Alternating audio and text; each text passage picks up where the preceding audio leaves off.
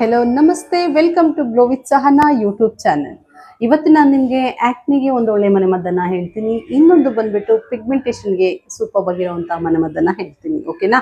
ಇದನ್ನು ನೀವು ಡೈಲಿ ಆದರೂ ಯೂಸ್ ಮಾಡ್ಬೋದು, ಇಲ್ಲ ವಾರದಲ್ಲಿ 2-3 ಸಾರಿ ಆದರೂ ಕಂಟಿನ್ಯೂಸ್ ಆಗಿ ಯೂಸ್ ಮಾಡ್ತಾ ಬನ್ನಿ. ಆ ಪಿಗ್ಮೆಂಟೇಷನ್ ಅನ್ನೋದು ಒಂದು ಡಾರ್ಕ್ ಏನಿರುತ್ತೆ ಅದು ಲೈಟ್ ಆಗ್ತಾ ಬರುತ್ತೆ. ಹಾಗೇನೆ ಯಾರ್ಯಾರಿಗೆಲ್ಲ ಪಿಗ್ಮೆಂಟೇಷನ್ ಇದೆ ಅವರು ಹೊರಗಡೆ ಹೋಗಬೇಕಾದ್ರೆ ಸನ್ಸ್ಕ್ರೀನ್ ಲೋಷನನ್ನು ಹಾಕೋದು ಬಿಡಬೇಡಿ. ದಯವಿಟ್ಟು ಸನ್ಸ್ಕ್ರೀನ್ ಲೋಷನ್ ಹಾಕಿ. ಯಾವುದೋ ಒಂದು ಒಳ್ಳೆ ಸನ್ಸ್ಕ್ರೀನ್ ಲೋಷನ್ ಇದೆ, ನಾನು ಅದನ್ನು ಡಿಸ್ಕ್ರಿಪ್ಷನಲ್ಲಿ ಹಾಕ್ತೀನಿ ಯಾವುದು ಅಂತ, ಅದನ್ನ ನೀವು ತಗೊಳ್ಳಿ. ಯಾಕೆಂದರೆ ಸನ್ಸ್ಕ್ರೀನ್ ಲೋಷನ್ ಜೊತೆ ನಮ್ಮ ಹುಡುಗಿರಿಗೆ ಬೇಕಾಗಿರುವಂತಹ ಒಂದು ಮಾಯಶ್ಚರೈಸರ್ ಕೂಡ ಅದರಲ್ಲಿದೆ. ನೀವು ಯಾವುದೇ ಒಂದು ಮೇಕಪ್ ಹಾಕಂಗೆ ಇಲ್ಲ, ವಿತ್ ಸನ್ಸ್ಕ್ರೀನ್ ಜೊತೆಗೆ ಮಾಯಶ್ಚರೈಸರ್ ಕೂಡ ಅದು ಕೊಡುತ್ತೆ. ಸೂಪರ್ ಆಗಿರುತ್ತೆ. ಸ್ವಲ್ಪ ಒಂದು ಅಮೌಂಟ್ ಜಾಸ್ತಿ ಇರ್ಬೋದು ಅಂತ ಅನ್ಕೊಳ್ತೀನಿ, ಇದ್ರೂ ಪರವಾಗಿಲ್ಲ, ಯೂಸ್ ಮಾಡಿ. ಒಂದು ಒಳ್ಳೆ ಸನ್ಸ್ಕ್ರೀನ್ ಲೋಷನ್ ಅಂತಾನೆ ಹೇಳ್ಬೋದು. ಇವಾಗ ತಡ ಬೇಡ, ನಿಮಗೆ ಒಂದು ಆಕ್ನೆಗೆ ಮನೆಮದ್ದನ್ನು ಹೇಳ್ತೀನಿ. ಇದು ಆಕ್ನೆಸ್ಗೆ ಮತ್ತೆ ಮುಖದಲ್ಲಿರುವಂತಹ ಕಲೆಗಳಿಗೆ ಮತ್ತೆ ಮುಖ ತುಂಬಾನೇ ಬೇಗ ಗ್ಲೋ ಬರುವಂತಹ ಒಂದು ಮನೆಮದ್ದು ಅಂತಾನೆ ಹೇಳ್ಬೋದು. ತುಂಬಾ ಈಸಿ ಇದು. ನೋಡಿ, ಒಂದ್ ಸ್ವಲ್ಪ ಕರಡನ್ನ ತಗೊಳ್ಳಿ. ಆ ಕರಡಿಗೆ ನೀವು ಜೇನುತುಪ್ಪವನ್ನ ಹಾಕೊಳ್ಳಿ. ಮೊಸರು ಮತ್ತೆ ಜೇನುತುಪ್ಪ ನ್ಯಾಚುರಲ್ ಬ್ಲೀಚ್ ಅಂತಾನೆ ಹೇಳ್ಬೋದು. ಮುಖಕ್ಕೆ ಬೇಗ ಟ್ಯಾನ್ ರಿಮೂವ್ ಆಗುತ್ತೆ, ಗ್ಲೋ ಆಗುತ್ತೆ, ಮಾರ್ಕ್ಸು ಕೂಡ ಕಡಿಮೆ ಆಗುತ್ತೆ.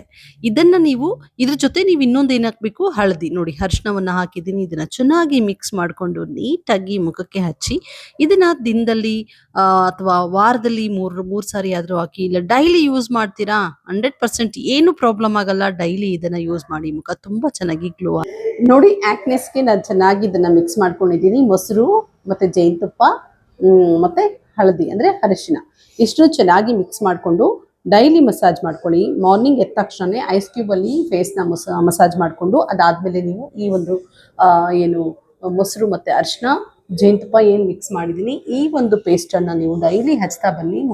ಮುಖ ತುಂಬಾ ಒಂದು ಗ್ಲೋ ಆಗುತ್ತೆ. ಮತ್ತು ಯಾವುದೇ ಒಂದು ಆಕ್ಟಿಸ್ ಮಾರ್ಕ್ಸ್ ಇದ್ರೂ ಕೂಡ ಕಡಿಮೆ ಆಗ್ತಾ ಹೋಗುತ್ತೆ.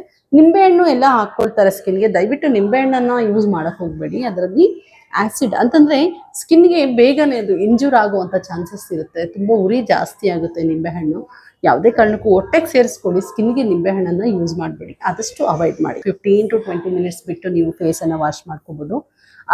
ಇದನ್ನು ನೀವು ಡೈಲಿ ಮಾಡ್ತಾ ಬನ್ನಿ, ನಿಮ್ಮ ಸ್ಕಿನ್ ಕೂಡ ಗ್ಲೋ ಆಗುತ್ತೆ. ಮತ್ತು ಚೆನ್ನಾಗಿ ಏನಾದರೂ ಆಕ್ನೆಸ್ ಮಾರ್ಕ್ಸ್ ಇದ್ರೆ ಕೂಡ ಕಡಿಮೆ ಆಗುತ್ತಾ ಹೋಗುತ್ತೆ.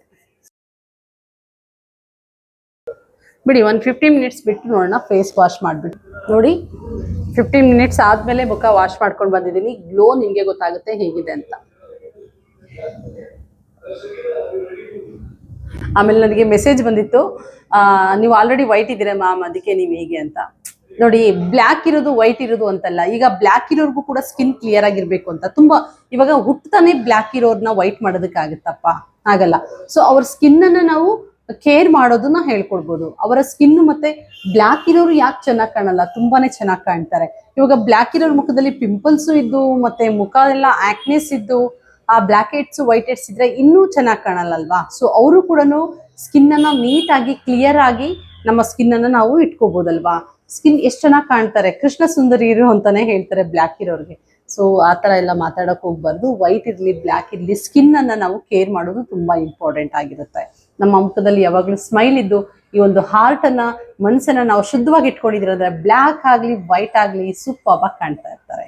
ಸೊ ನೋಡಿ, ಇವಾಗ 15 ನಿಮಿಷ ಆದಮೇಲೆ ಆ ಒಂದು ಪೇಸ್ಟನ್ನು ಹಚ್ಚಿದ್ನಲ್ಲ, ಎಷ್ಟು ಚೆನ್ನಾಗಿ ನನ್ನ ಮುಖ ಚೆನ್ನಾಗಾಗಿದೆ.